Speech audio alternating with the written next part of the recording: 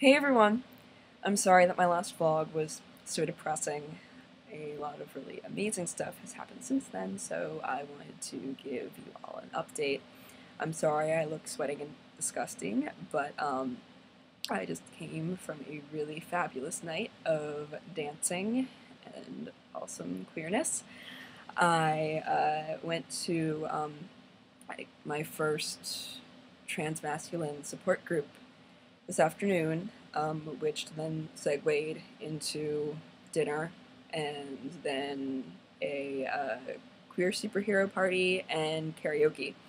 Um, I hadn't really gotten a chance to hang out with other trans men until tonight, and I don't know, I felt really accepted by them. I hope so, at least. They didn't outright fucking neglect me, or I don't know. They were all very nice, and they did make me feel like I was one of them, which is important for me right now. Um, it's really cool to see trans men um, passing so well.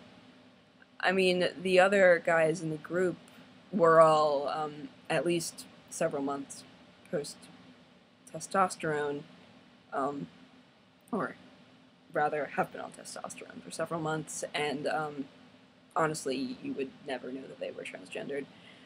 Um, I kind of just acquired like 5 or 6 role models this afternoon.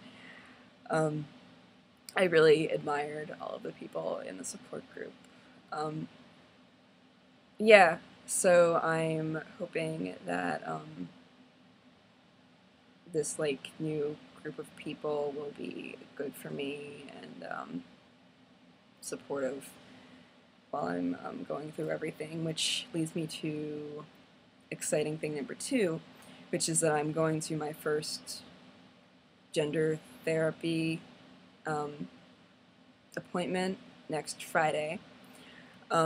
Apparently this is the person who has the key to hormones and surgery and all of the awesome things I'm going to need to pass.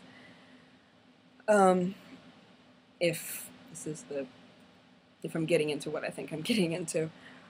I'm really nervous about that, but I'm also excited. Nervous because I think I've said this before, but I'm nervous about the idea of having to explain to people my story. People might not think I'm trans enough or masculine enough. It's like a constant worry for me. Although I'm beginning to feel like my story isn't that atypical. I met a guy tonight who, I think he said he was 40, and he had lived as a heterosexual woman for all of his life, and then, he found out that there was such a thing as female to male transgender people, and he instantly knew that's what he was. I feel like my story, that kind of stuff happens a lot, where people don't know all of their lives. Although that is an argument I get from a lot of people as to why I'm not trans, because I haven't known it all along. But anyway, got really off topic there. So yeah, I'm gonna go to my first gender therapy appointment on Friday. Exciting thing number 3 is that I'm moving the fuck out of my house. Finally. Finally, fucking finally. I've lived in this house all my fucking life. With the exception of one semester when I went to school in West Virginia, which was fun and all, but I lived in a dorm with a fucking pageant queen who would always fuck her boyfriend and lock the door, and I could never sleep in there. It sucked.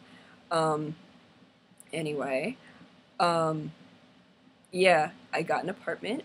I went to Pride last week and ran into an old friend of mine from, of all things, Bible club in high school. Yes, I used to be like this fucking huge Jesus freak. And there's this period of time in my life where I attempted to reconcile being gay and being Christian. It didn't last very long, but during that time I was in Bible club. And there was this girl, Virginia, who had graduated a few years before me, but she would always come and visit and offer an alternate opinion. So yeah, she's really cool. Saw her at Pride, didn't even know she was gay. Um, Saw her on Facebook. She said that she needed a roommate, raised my hand, and my parents are being extremely gracious and paying for rent because they would be paying for a dorm. So, that is just a fucking huge thing for me.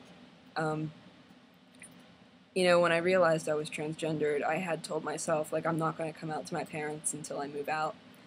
And I decided against it. Like, I told them almost instantly, just so they would know what's going on with me, and I wouldn't be keeping anything from them. Excuse me. But, yeah, it's a really big deal. I mean, I wouldn't have a car. That's, probably the only downside, but I can bike to school. There's a shuttle to school. I can get the car on weekends. It's gonna be fucking amazing. The idea of being independent is so important to me right now. Living at home has really stifled my social life. And, I mean, when I went to community college last semester, for the past few semesters, like, there's no, I mean, they have clubs, and I was involved in them, and I even directed the vagina monologues, but I never, like, made friends or kept them. Maybe it's just me, maybe it was CCBC, I don't know. But then, I went to Towson, and, like, the same thing happened. I thought it was just, like, a deal with the fact that it was a community college, but no. It's the fact that I'm a commuter, and it's hard to meet people that way. So, having a roommate's gonna be nice. Basically, I just want to stop being so much of a fucking loner. Okay, what else?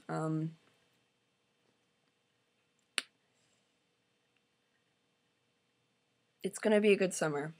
I'm starting summer classes on Monday, and still don't have a job. Gonna get one eventually. Still don't have a band. Gonna get one eventually. On